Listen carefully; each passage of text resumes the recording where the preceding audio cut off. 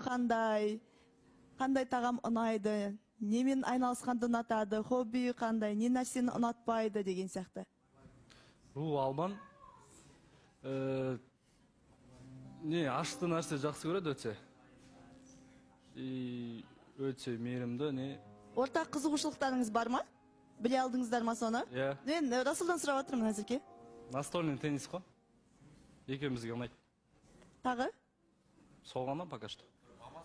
Жок, энди айтып жатыр го, энди жаңадан бери ондай бир анау айтатындай эч нерсе айтып жаткан жок да, самовлюбленный деп айтып калды да энди жаңа гана жигитте. Жалпы жигитке самовлюбленный болгон жараспайт деп ойлоймун. Сондуктан да сурап жатырмын, самовлюбленный дегенден кийин бул жерге бир өзүн көрсөтүү үчүн келдиме, алде расымен эле Назеркени таңдап келдиме, Назеркени тааный алдыма деген максатта коюлган сурак болду бул негизинде. Сол тараптан мен биринчи саган айна берейин деп едим. Айна? Мына жерде айна. Шын ашып қарасам болады бірінші. Айна сыйлап жатырсыз ба? Енді метрода кетіп бара жаттық қой. Сол кезде отражение болды. Сол жерде өзіне бүйтіп қарап тұрды, бүйтіп түсінбеген. Соған ішіне негізі мен суретін жабыстырып қойғанмын. Өзіне ғана қарай бермей, айнадан мен де қарап тұрсын деген секілді. Көрсетіңізші, ол жерде сіздің суретіңіз бар ма? Назеркенің суреті бар. Балауса ханым. Өзінің суретін жабыстырып айна сыйлапты енді. Балауса ханым. Балауса ханым, мен сұрасам болады ма? Бір Верадан. Самовлюбленный жігіттерден не қорлық көрдің сонда? Ешқандай қорлық көрген жоқпын. Енді бір мына жерге бір Назеркеге қызығып келген жоқ сияқты да, былай отырысына жана әңгімесіне қарасам, расымен де мынандай нәрсе деп бірден жауап бере алмады да, не айтарын білмей отыр. Соны үшін сұрап жатырмын бұл жерде, абылай. Балауса ханым, бұл тарапта былай ғой, негізінде енді ассалаумағалейкум, Расул бауырым, қош келдің. Бұл жігітті де түсінуге болады, жаңағыдай айна беріп жатыр, самовлюбленныйсың деп жатыр. Енді спортсмен жігіттерді мен кішігірім түсінемін, ол дүниесін ше, жаңағыдай спортсмен болғаннан кейін тем более бодибилдингпен айналысады. Бұл жігіттер айнаға қарап, жаңағыдай өсті ма, мышцалар өспеді ма деген сияқты қарап, сондай бір әдет қалыптасып қалған шығар. Мүмкін. Ол да бар да, оны да ойлай жата керек. Потому что он спортсмен. Енді сол Балауса ханым, бұл жерде спортсмен деген мүлдем қатысы жоқ сияқты. Мен қазір ойланып отырмын да, қазір Назеркеге мүлдем бір қарап, үйтіп не істеп отқан жоқ, айнаны алып ашып қарап, деген сияқты дауысын естіп қалдық та мына жерде. Негізі сіз эфирға өзіңізді көрсету үшін келген сияқты, сондай емес па?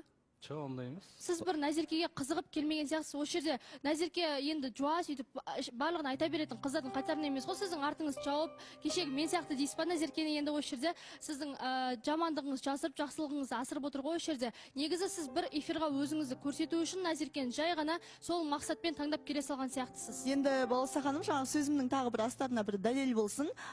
Біз осы кеше алдыңғы күні ғой, қателеспесем, Назеркемен бірге тамақтануға барғанбыз. Сол кезде Назерке айтып жатыр да, кездесейік, Расул қайдасың, сөйлесейік деп. Ал Расул жақтан отдача жоқ та Назеркеге деген. Бір кездесуге ынтасында байқаған жоқпын.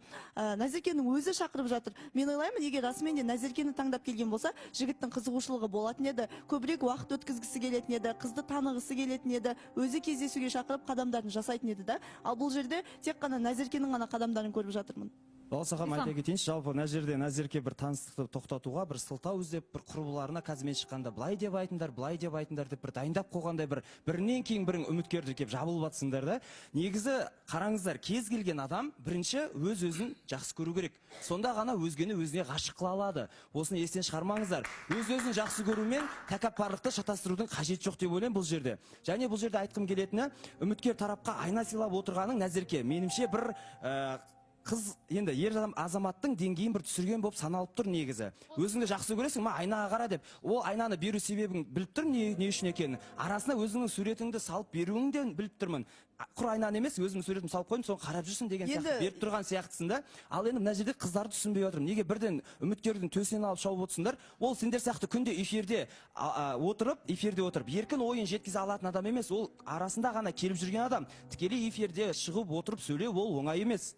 Сәл соны қараңыздар. Ислам, бұл жерде мен айтып жатқан жоқпын. Бұл эфирға келіп сөйлемей отыр Расул деген жоқпын. Сырттағы мәселені айтып жатырмын. Назерке кездесуге шақырады екен, Назерке ғана бұл жігітке жазады екен. Неге бұл жігіт болып қызығушылық танытып өзі кездесуге шақырмайды? Жоқ, екі арадағы Қараңызшы, айнаға қарап отыр дейді. Демек бұл Назеркеге көңіл бөлмеген кездесудің өзінде. Жай ғана видео үшін сондай бір әдемі видео жасап, сол кезде ғана көңілін көрсеткен шығар. Бірақ видеодан тыс Назеркеге көңіл бөлмеген болып тұр. Сен тек өзіңе ғана көңіліңді бөліп, өзіңді ғана айнадан қарай берме, арасында маған да көңіліңді бөліп қой деген астармен осы сыйлықты беріп жатыр бұл жерде. Гүлбира, енді қара, айнаға қарап отыр, кездесуде дейсіңдер. Бұлар метрода отыр, метрода олар кездесіп отқан жоқ қой, сол кездесуге бара жатыр деген сияқты. Сосын екі ортадағы жұптың кездесуі сіздер үшін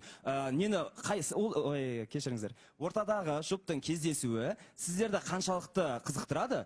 Ең бастысы екі жұп бір-бірін табысса, бір-бірін түсінсе, жаңада айтып отыр ғой, әңгімеміз күшті жарасты деп, кездесу жасадық деп, видеороликті де көрсетіп отыр. Одан артық не керек екен сіздерге? Бауырым, осы жерден сөзімді алып кетейін. Жаңа мысалға Расулдың заботасы дейді ғой, заботасы видеодан ақ көрініп тұр, жаңағыдай сөмкесінің алғаны, джентльменский детальдары, жаңағыдай тамақтануға апарғандары деген сияқты. Оның барлығын видеодан көрдік. Бекеш, сіз құрбысы емессіз ғой Назеркенің, е? Сіз қалай ойлайсыз, сырт көзге қалай көрініп тұр енді? Құрбылары айтқызып қойды деп жатыр. Иә, мен келген кеше ғой Назеркемен таныстық, бірақ әлі құрбы емеспіз. Ойлаймын, алдағы уақытта жақсы араласып кетеміз ба деп. Ал екеуінің ара қатынасына келетін болсақ, видеодан да көрініп тұр ғой, негізі жігіттің Назеркеге жақсы көңіл бөлгенін, және Назерке де өзінің еркелігін білдіріп, иә, бұл жерде өзінің еркелігімен жігітке айна беріп отыр да, өзінің суретін жабыстырып қойып. Менің ойымша өте күшті подход сияқты. Я Балсахан, мен ешқандай жамандығын көріп отырған жоқпын. Мен жаңағы айтты ғой ситуацияны, мысалы метродағы ситуацияны. Сіз үшін ол бір мәселе болар ма еді? Әлде онда тұрған ештеңе жоқ па? Менің ойымша жігіттер өзіне сенімді болғаны, өзінің қандай екенін, жақсы екенін, әдемі, ухоженный екенін білгенде тұрған ештеңе жоқ сияқты. Балсахан, айта кетейінші. Айтып жатыр ғой, енді видеодан ақ көрініп тұр деп. Неге видеодан ақ көрінеді, неге осы ортада отқан жерде көрінбейді ол нәрсе деймін да? Сендер ғана видеодан ғана байқайды екенсіңдер сол нәрсені. Одан кейін айтып жатсыз ғой, құрбыларына үйретіп қойған деген сияқты. Мен Назеркемен ондай қатты жақсы араласпаймын. Байқаған болсаңыздар, осы жерде шыққан кезде мақтап кеттім да, мен көрген нәрсені мақтадым. Бірақтан отыра келе Расул тарапынан қандай қызығушылық байқамай отқаннан кейін жерге айтып отырмын да, сол нәрсені одан кейін сол Балсахан. Бекеш, Мен айтсам бола ма? қазір Маған жауап қайтара салайын, иә, жаңа Ислам айтып кетті ғой, екінші рет ғана осында отыр, енді шығып жатыр. Біз енді сіздер особенно мына жерде отырып күнделікті сөйлеп, ой, пікір талас болып үйреніп қалғансыздар да, ол сіздерге өте ыңғайлы, сіздер үшін ода тұрған ештеңе жоқ. Ал үміткерлерге мен өзім кеше ғана үміткер болып көргеннен кейін білем, андағы орындықта отырған кезде қатап, дырақтап, өзіңіздің не то что сезімдерін, иә, даже сөз не айтарымызды білмей шатысып сөйтіп қаламыз ғой. Сол үшін ойлаймын, алдағы эфирлерде міндетті түрде өзінің сезімін барлығын сөзбен де іспен де көрсетеді. Назерке. Я мен мына жерде енді астарлап берген едім. Енді түсіндіріп өтейін. Мен Расулдың өзіне де айтқан болатынмын, яғни біз кішкене сөзге келіп қалдық дедім ғой.